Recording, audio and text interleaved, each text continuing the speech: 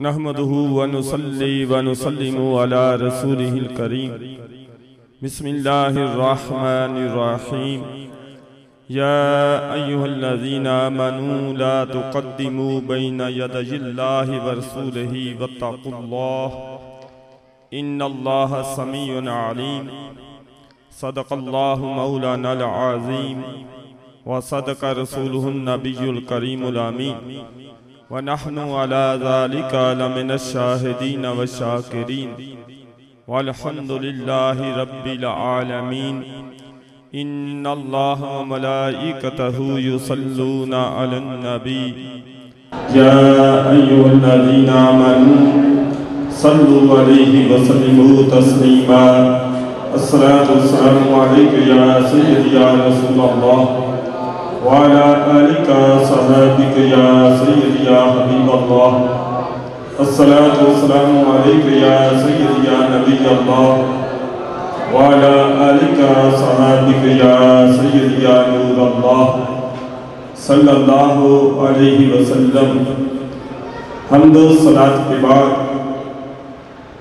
آج کی یہ عظیم الشان تربیتی نشست جماعت اہل سنت تحصیل کاموں کی زیر اہتمام مرکزی میلاد مصطفیٰ کانفرنس صلی اللہ علیہ وسلم کی کامیابی کے بعد مفتی صاحب کی بلا سے کیمپ لیا تھا تاکہ اس میں عوام الناس کی ملاقات ڈائریکٹ کی بلا مفتی صاحب سے ہو. جو وہ سوالات کرنا چاہیں تو مفتی صاحب کی بلا ان کے جوابات دیں گے. یہ بہت خوشی کی بات ہے کہ مفتی صاحب تشریف لا چکے ہیں اور پرسوں اس لیے نہ آ سکے کہ کئی جگہوں پہ مختلف شہروں میں روڈ بلاک تھے. حضور نبی پاک صلی اللہ تعالی علیہ وسلم کی عزت کو خالق کائنات نے قرآن پاک کی سورہ الحجرات شریف میں بیان فرمایا کہ ایمان والوں کو حکم دیا کہ تمہارا وہ کام جو دیکھنے میں نیکی کا کام ہو لیکن وہ میرے محبوب کریم صلی اللہ علیہ وسلم کے طریقے پر نہ ہو, سنت مبارکہ کے مطابق نہ ہو, تو وہ نیک عمل بھی بارگاہ الہی میں قبول نہیں ہے. کیونکہ تمہیں بارگاہ الہی میں محبوبیت دلانے والے میرے محبوب ہیں صلی اللہ علیہ وسلم. تمہارا ہر عمل ان کے فعل کے مطابق ہو, ان کے قول مبارکہ کے مطابق ہونا چاہیے. تو خالق کائنات جل جلالہ نے قرآن پاک میں فرمایا یا ایھا الذین آمنوا لا تقدموا بین یدی اللہ ورسولہ واتقوا اللہ ان اللہ سمیع علیم. اے ایمان والو, تم اللہ اور اس کے رسول سے آگے نہ بڑھو اور اللہ سے ڈرو, بے شک اللہ سننے والا جاننے والا ہے. اب پتہ یہ چلا کہ نبی پاک صلی اللہ تعالی علیہ وسلم کے قول اور فعل کے مطابق بندے کا عمل نہ ہو, دیکھنے میں وہ نیکی کا عمل ہو لیکن حضور صلی اللہ علیہ وسلم کے طریقے اور حکم کے خلاف ہو تو اللہ جل جلالہ کے محبوب کے آگے بڑھنا یہ اللہ جل جلالہ کی حد سے آگے بڑھنا ہے. اس آیت مبارکہ کا شان نزول یہ ہے کہ بعض صحابہ نے ماہ رمضان شروع ہونے سے ایک دن قبل روزہ رکھنا شروع کر دیا اور ایک دفعہ عید اضحیٰ کے روز جس میں حضرت ابو ہریرہ رضی اللہ تعالیٰ عنہ بھی ہیں, انہوں نے نماز عید ادا کرنے سے قبل ہی قربانی کا جانور ذبح کر لیا. پھر بارگاہ رسالت میں عرض کیا کہ یا رسول اللہ صلی اللہ علیہ وسلم, میں نے اس لیے قربانی کے جانور کو نماز عید سے قبل قربان کر دیا کہ میرے ہمسائے غریب ہیں, مسکین ہیں, تاکہ ان کو جلدی گوشت مل جائے. تو خالق کائنات کے پیارے حبیب صلی اللہ علیہ وسلم نے دوسرا جانور انہیں ذبح کرنے کا حکم دیا کیونکہ نماز عید کے بعد اگر وہ جانور قربان ہوتا تو یہ اللہ اس کے رسول کے حکم کے تحت تھا, وہ قربانی قبول ہو جاتی. جو جانور عید کی نماز سے پہلے ذبح کیا گیا وہ خلاف سنت تھا، اس لیے اسے قربانی نہ کہا گیا۔ اور یہ بھی پتہ چلا کہ ماہ رمضان سے ایک دن یا 2 دن پہلے روزہ نہ رکھے تاکہ نفلی روزے اور فرض روزے کا امتیاز ہو سکے، فرق ہو سکے۔ تو پتہ یہ چلا روزہ رکھنا اگرچہ نفلی دیکھنے میں نفلی عبادت ہے، یا جانور کو ذبح کرنا اللہ کی راہ میں اگرچہ دیکھنے میں عبادت ہے، لیکن رب کریم بتلانا چاہتا ہے تمہارا وہ فعل، تمہاری وہ سنت، تمہاری وہ عبادت اس وقت قبول ہوگی جب مصطفیٰ کریم علیہ السلام کی سنتوں پر مبنی ہوگی۔ اور آگے اللہ کی جل جلالہ نے پیارے حبیب علیہ السلام کے بارگاہ اقدس میں گفتگو کرنے کے آداب دوسری آیت مبارکہ میں ارشاد فرمائے۔ آج لوگ اپنے حجوں پر ناز کرتے ہیں، اپنے نمازی ہونے پر، اپنی عبادت پر فخر کرتے ہیں، لیکن کوئی کسی کی عبادت اس وقت تک قبول نہیں ہوگی جب تک اللہ کی جل جلالہ کے پیارے حبیب علیہ السلام کی محبت، حضور کی چاہت، ادب و احترام اور حضور علیہ السلام کی ناموس کا بندہ حفاظت کرنے والا نہ ہو، اور جو شخص حضور صلی اللہ تعالی علیہ وسلم کو اپنے جیسا کہے وہ ذلیل تو ہو سکتا ہے لیکن بارگاہ الہی میں کبھی بھی اللہ کریم کا حبیب نہیں بن سکتا۔ خالق کائنات جل جلالہ فرماتا ہے یا ایھا الذین آمنوا لا ترفعوا اصواتکم فوق صوت النبی ولا تجہروا لہ بالقول کجہر بعضکم لبعض ان تحبط اعمالکم وانتم لا تشعرون۔ اے ایمان والو، تم بارگاہ رسالت میں اپنی آوازوں کو میرے پیارے حبیب علیہ السلام کی بارگاہ اقدس میں بلند نہ کرو، یعنی اونچی آواز سے بارگاہ رسالت میں گفتگو نہ کرو۔ اور یہ خالق کائنات جل جلالہ کا حکم ہے۔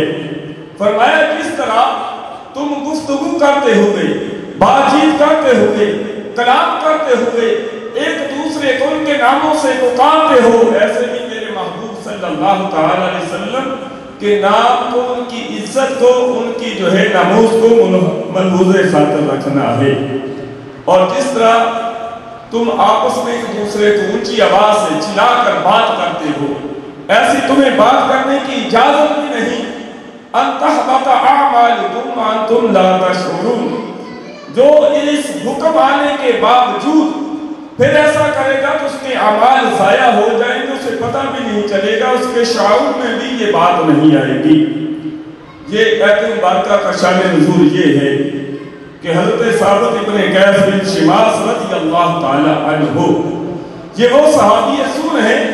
جب یہ گفتگو کرتے تھے تو اونچی آواز سے بولتے تھے، جب سنتے تھے دوسرے کی بات تو اونچی آواز سے بات سنتے تھے۔ تو ان کی گفتگو حضور نبی پاک صلی اللہ علیہ وسلم کی بارگاہ اقدس میں جب انہوں نے گفتگو کی تو ان کی آواز بلند ہو گئی، آواز پہلے بلند ہو گئی ہے، حکم بعد میں، قانون بعد میں نازل ہوا ہے۔ تو انہوں نے یہ سمجھا کہ مجھ سے بہت بڑی غلطی ہو گئی ہے، گناہ ہو گیا ہے، اب بارگاہ رسالت میں انہوں نے آنا بند کر دیا۔ اب حضرت سعد رضی اللہ تعالیٰ عنہ ان کے ہمسائے تھے، تو حضور صلی اللہ علیہ وسلم نے ان سے پوچھا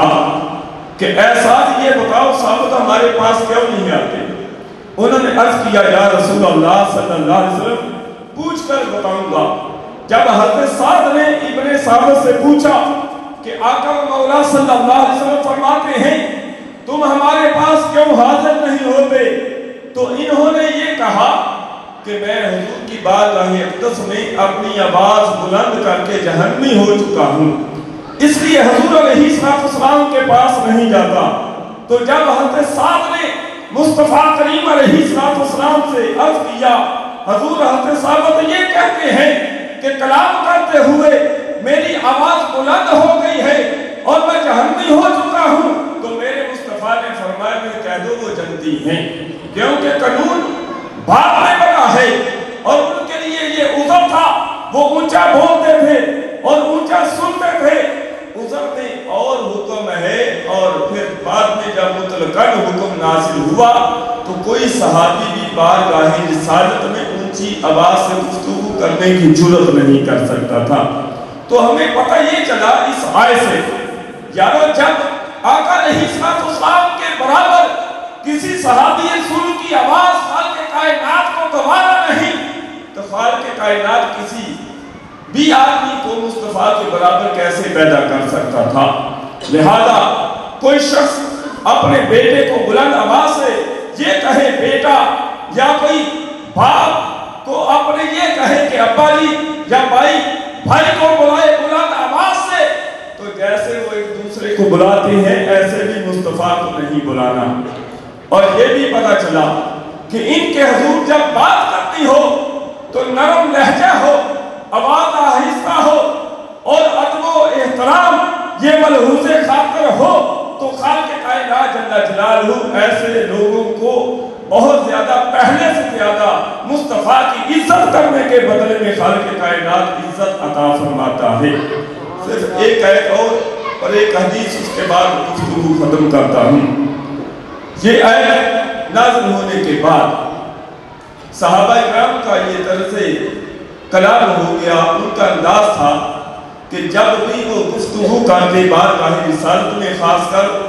وزیر مصطفیٰ حضرت ابوبکر صدیق اور حضرت فاروق اعظم رضی اللہ تعالیٰ عنہما دیگر صحابہ، تو ان کی آواز بہت آہستہ ہوتی تھی، دھیمی آواز میں، نرم لہجے میں، آہستہ آواز میں وہ گفتگو کرتے تھے بارگاہ رسالت میں۔ خالق کائنات جل جلالہ کو ان کا یہ انداز بہت اچھا لگا، تو خالق نے فرمایا ان الذین یغضون اصواتهم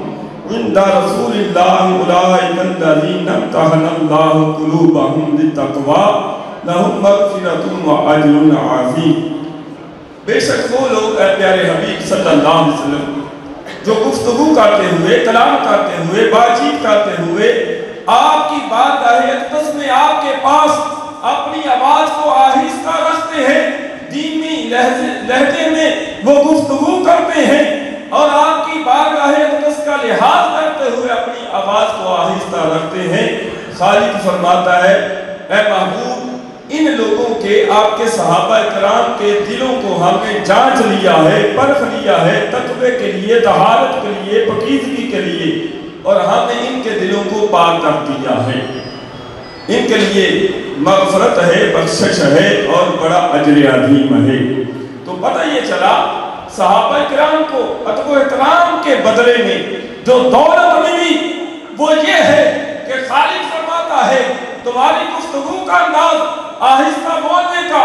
اور آہستہ آواز رکھنے کا خالق کو اس قدر پسند آیا ہے۔ اے صحابہ تمہارے سب کے دلوں کو اللہ کریم نے پرکھ لیا ہے، تم پکے ایمان والے ہو، عاشق رسول ہو، تمہارے دلوں میں اللہ کا خوف ہے، مصطفیٰ کی محبت ہے، اور اب اللہ نے جب تمہارے دلوں کو پرکھ لیا ہے تو خالق نے تمہاری مغفرت بھی فرمانے کا وعدہ فرما لیا ہے، تمہیں اجر عظیم دے گا۔ پتہ یہ چلا یہ ساری عبادتیں خالق کائنات کی رضا کے لیے ہیں، اور مصطفیٰ کا ادب جو ہے یہ ایمان کی اصل ہے، اگر ادب نہیں تو عبادتیں بھی قبول نہیں ہوتی۔